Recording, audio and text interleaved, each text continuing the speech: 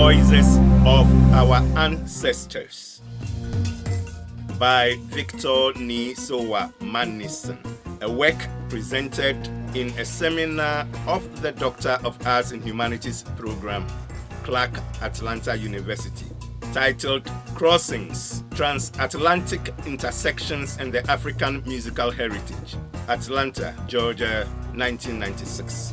Voices of Our Ancestors. This work embraces and confronts a period in history when Africa's children went through excruciating pains. This musical drama is aimed at validating my belief in the traditional African dialectic that recognizes that everything is contextual and all things are capable of transformation, particularly in constructive manifestations.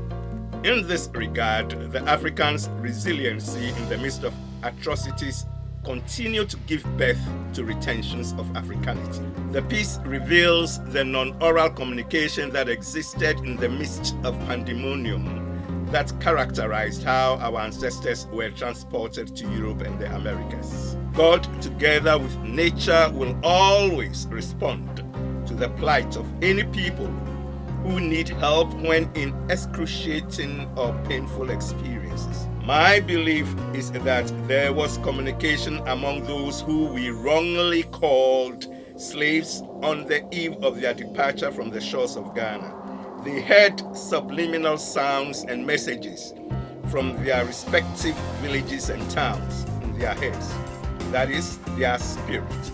Subsequently, they sought to find the meaning of their circumstances through gestures and movement with each other. In this regard, they recreated their spiritual selves. This unabated feel is represented by the recurring rhythmic pattern in the left hand and the different melodic motifs representing musical cultures of the Akan, Adowa music, the northern Ghana's pentatonic scale of Zulu, and the Agbaja rhythm of the Eves in the Volta region.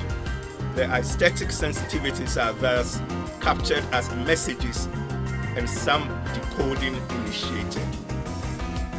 This aesthetic essence still continues to be evoked periodically, resulting into retentions of the Africans' Africanity, regardless of where they find themselves.